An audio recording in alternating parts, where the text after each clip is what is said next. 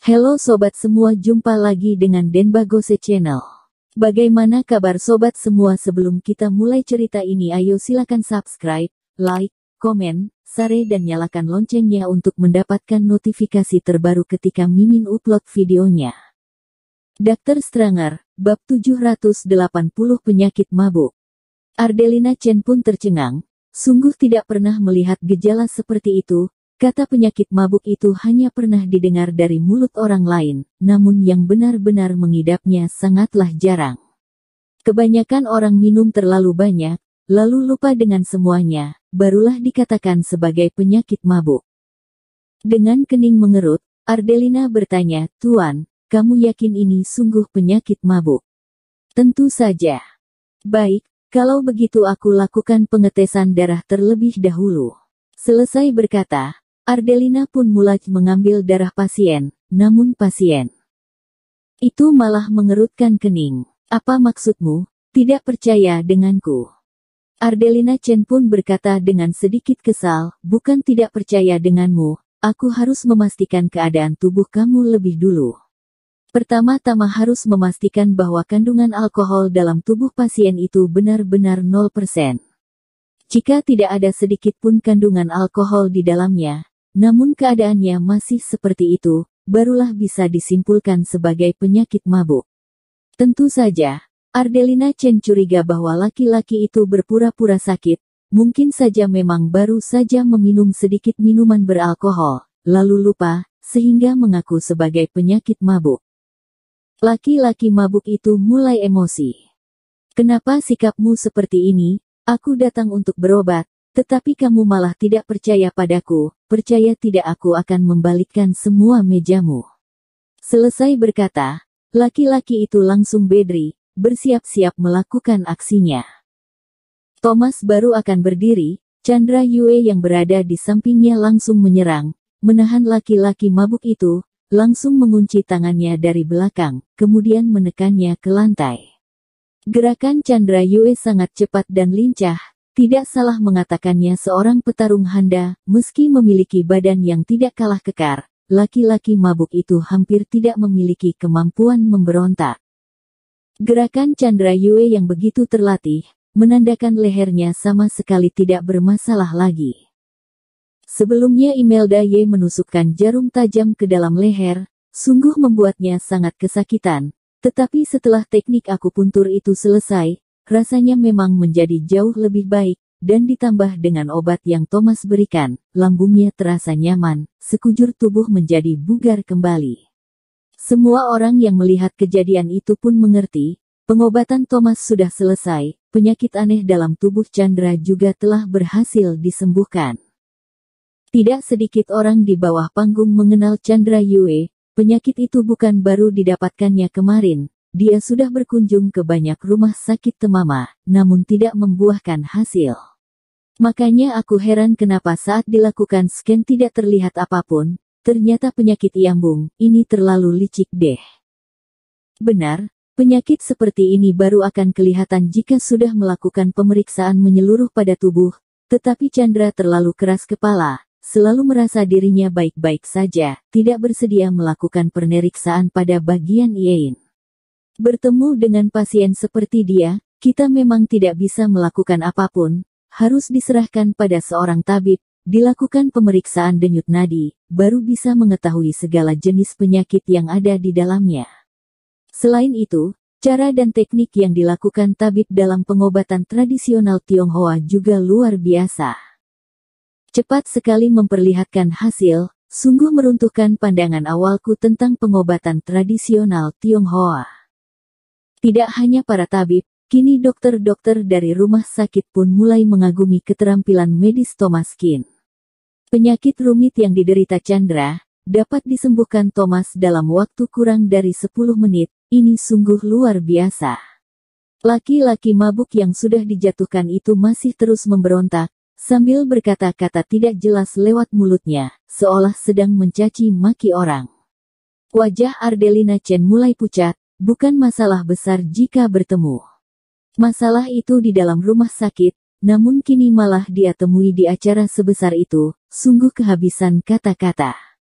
Thomas berjalan ke depan, menarik tangan laki-laki mabuk itu, lalu mulai memeriksa denyut nadinya. Beberapa menit kemudian baru berkata, "Ini benar-benar penyakit mabuk, Imelda, ambilkan jarum."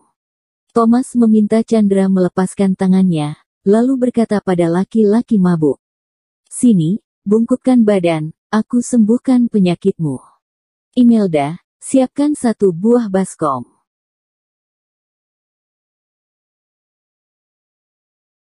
Dr. Stranger, Bab 781 Dr. Qin. Meskipun Thomas Qin tidak terlihat sekuat Chandra Yue, namun juga memberikan kesan tak terbantahkan, pemabuk itu menggosok lengannya dan berbaring di tempat tidur dengan ekspresi kesal. Thomas Qin mengeluarkan 6 jarum perak dan menusuk titik-titik pentingi di belakang kepalanya. Ketika 6 jarum perak jatuh, wajah pemabuk itu tiba-tiba berubah, dan dia mulai muntah dengan tengkurap. Muntahan jatuh dalam baskom yang telah disiapkan Thomas Qin, semuanya berwarna hitam dan penuh bau arak. Thomas Qin berkata, "Penyelenggara termasuk punya level tinggi, cukup adil untuk menempatkan kedua pasien ini di akhir acara. Meskipun kedua pasien memiliki gejala yang berbeda, mereka memiliki masalah perut. Makanan yang dimakan pemabuk masuk ke dalam lambung dan berfermentasi menjadi arak. Proses pencernaan makanannya tidak sama dengan orang normal. Tubuh kekurangan hormon, dapat didiagnosis dan diobati dengan pengobatan barat."